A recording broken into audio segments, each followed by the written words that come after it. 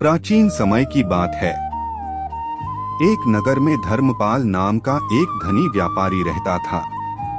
उसने जीवन भर धन तो बहुत कमाया, लेकिन धर्म, दया और सेवा के कार्यों में अधिक ध्यान नहीं दिया। वह सोचता था कि धन ही सबसे बड़ा सुख है। समय बीतता गया और एक दिन उसकी आयु पूरी हो गई। जब मृत्यु का समय आया, तब धर्मपाल ने अपने परिवार को अपने पास बुलाया। सभी रोने लगे, लेकिन कोई भी उसकी मृत्यु को रोक नहीं सका।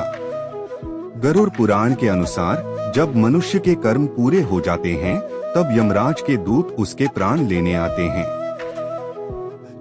धर्मपाल ने देखा कि दो तेजस्वी यमदूत उसके सामने खड़े हैं। उनके चेहरे गंभीर थे, पर वे न्याय के नियमों का पालन करने वाले थे। यमदूतों ने कहा, हे मनुष्य, अब तुम्हारे इस शरीर का समय पूरा हो चुका है। अब तुम्हें अपने कर्मों का फल प्राप्त करने के लिए हमारे साथ चलना होगा। धर्मपाल ने अपने परिवार, धन और महल की ओर देखा। वह समझ गया कि मृत्यु के समय इनमें से कोई भी उसके साथ नहीं जा सकता। उसके साथ केवल उसके कर्म ही जाने वाले हैं। यमदूत उसे यमलोक की ओर ले चले। रास्ते में उसने अनेक आत्माओं को देखा। कुछ आत्माएं प्रसन्न थीं क्योंकि उन्होंने जीवन में दान, सेवा, सत्य और भक्ति का मार्ग अपनाया था। वहीं कुछ आत्माएं दुखी थीं क्योंकि उन्होंने पाप और अन्याय किए थे। चलते चलते धर्मपाल को प्यास लगी। उसने पानी मांगा। यमदूत बोले, जीवन में यदि तुमने प्यासे को पानी पिलाया होता, तो आज तुम्हें भी इसका पुण्य मिलता। कुछ दूरी पर एक भयंकर नदी दिखाई दी। गरुड़ पुराण में इसका वर्णन वैतरणी नदी के रूप में मिलता है।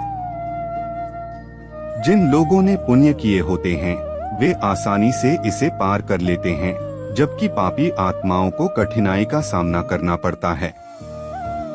धर्मपाल को अपने जीवन की गलतियां याद आने लगी। आगे चलकर धर्मराज के दरबार में चित्रगुप्त उपस्थित हुए।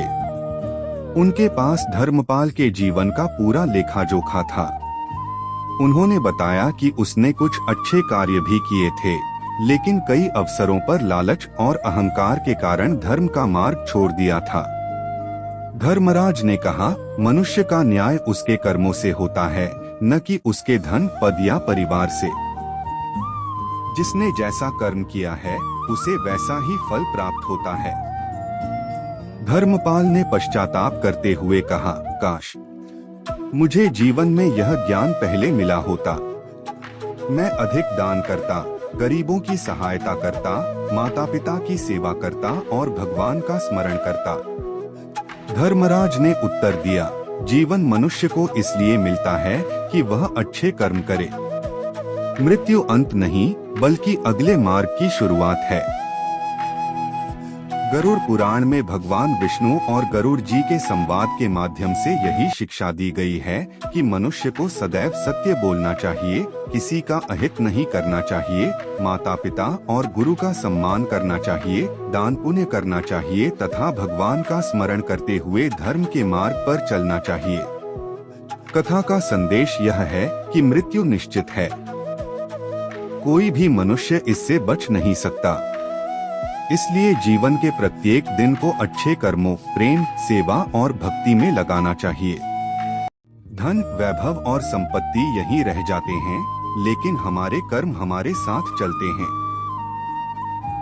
जो व्यक्ति ईमानदारी, करुणा, सत्य और भगवान में श्रद्धा रखकर जीवन बिताता है, उसका अंत शांतिपूर्ण माना जाता है।